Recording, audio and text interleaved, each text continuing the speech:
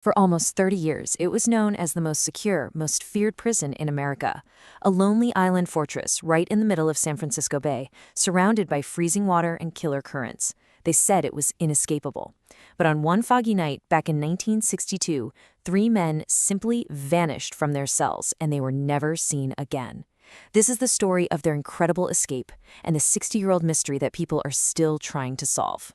So where does a story like this even begin? Well, it doesn't start with the escape itself. No, it starts with the discovery. It begins on a quiet morning that was about to become the start of one of the biggest manhunts in U.S. history. Let's set the scene. It's June 12, 1962.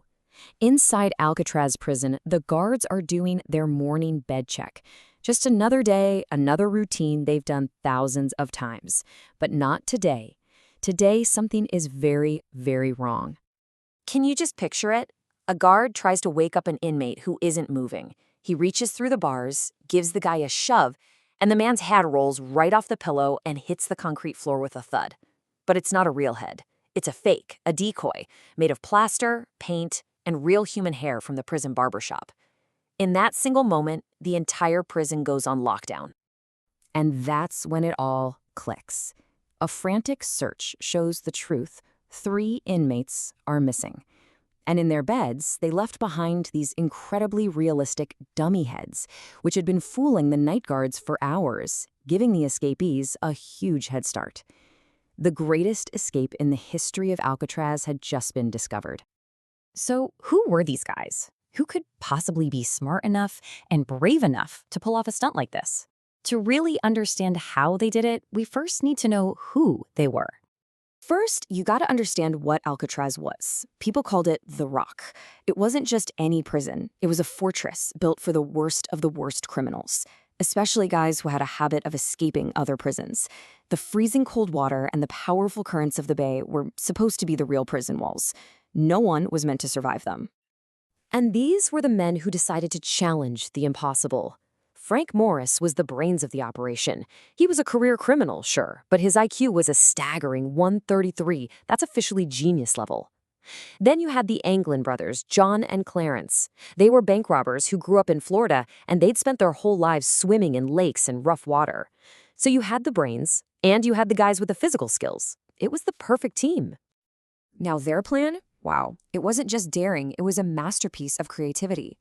For 6 long months, they worked in total secret, turning ordinary things like spoons, raincoats, even a vacuum cleaner into the tools they needed for their incredible getaway. So how'd they do it? Let's break it down. Their plan basically had 4 big steps. First, they had to figure out a way to get out of their cells. Second, they had to fool the guards into thinking they were still there. Third, they needed to build something to get them across that dangerous bay. And finally, they had to do it all without getting caught.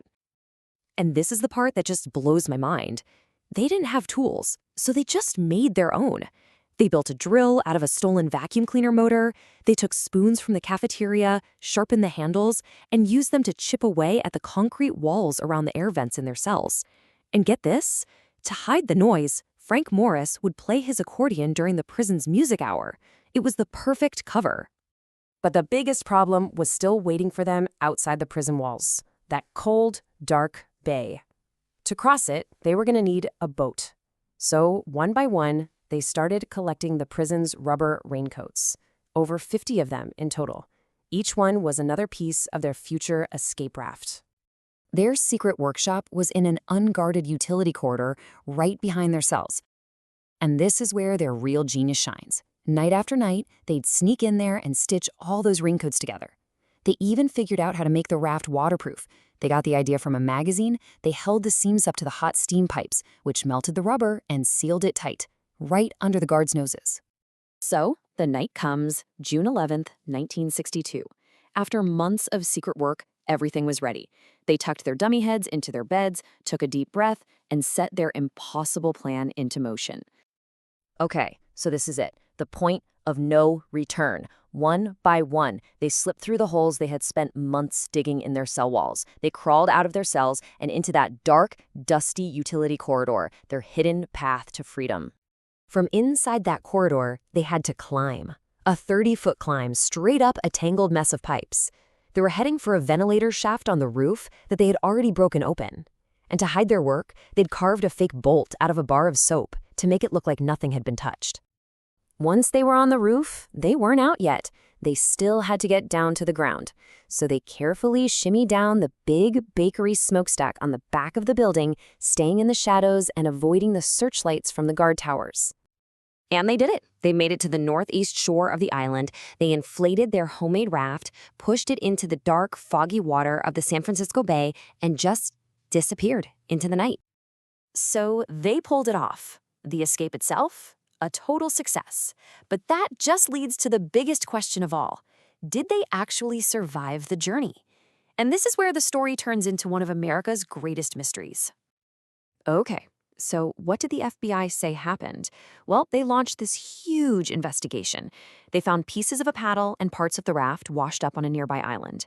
They also found one of the life vests, but they never found any bodies. The plan was for the men to steal a car and some clothes once they hit the mainland, but no crimes like that were ever reported.